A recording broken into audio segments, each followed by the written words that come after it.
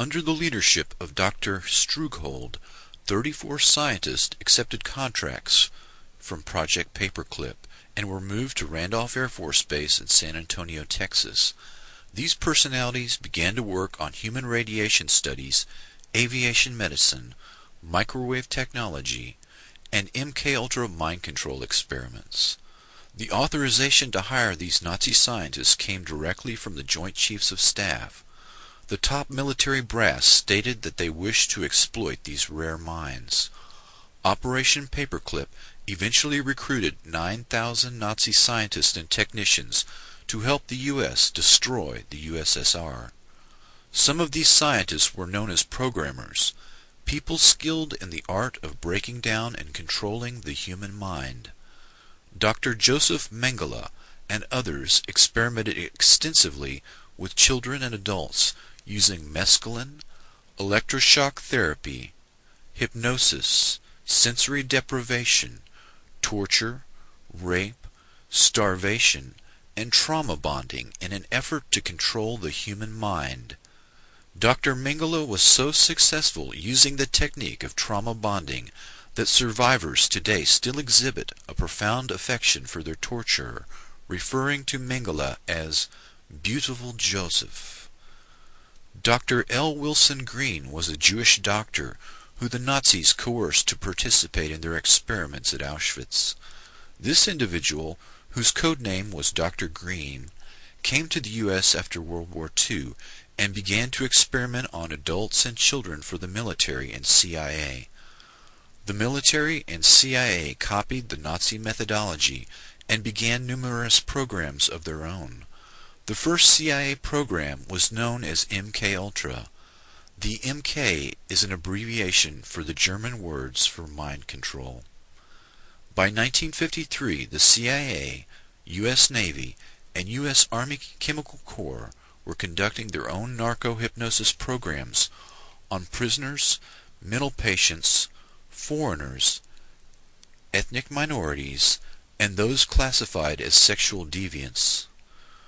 To avoid confusion, the dozens of mind control operations will be referred to generically as MKUltra.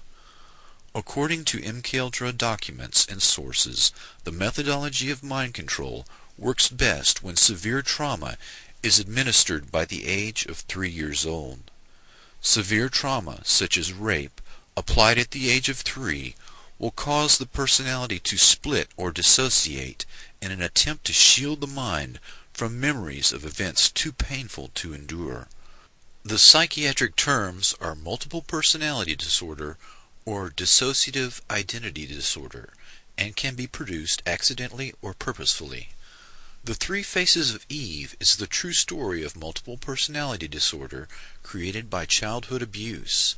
Psychic trauma and creation of multiple personalities was eventually codified by programmers into a standard methodology and is typically accomplished by forcing children to observe and participate in the ritual sacrifice of animals and humans, and inducing further psychic trauma by the means of rape and other horrors.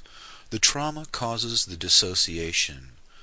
This functions much like the partitioning of a hard drive in a computer. The dissociative state is used as an opening to hypnotically induce an alternate shell personality.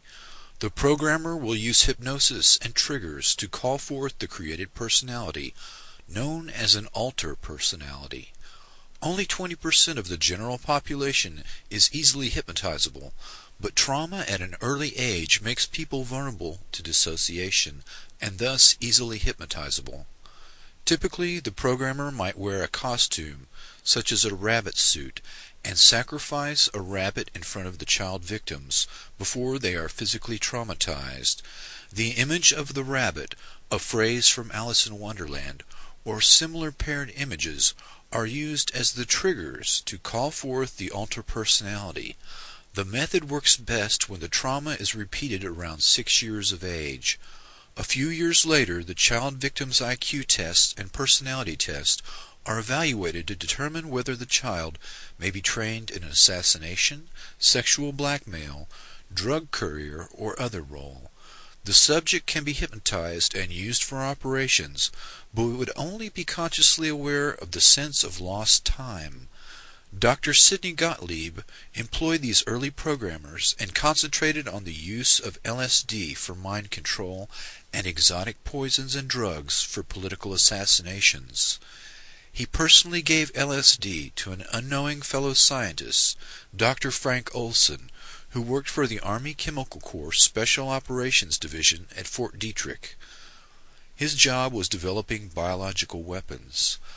Dr. Olson committed suicide by jumping through the window of a 10th floor hotel. Dr. Gottlieb concealed his actions, and the Olson family was unaware of the cause of his suicide until 27 years later, when the facts emerged during a congressional hearing on CIA abuses. The link between Gottlieb and Olson illustrates how the different elements of biological and chemical weapons, radiation testing, and MK Ultra were all intertwined.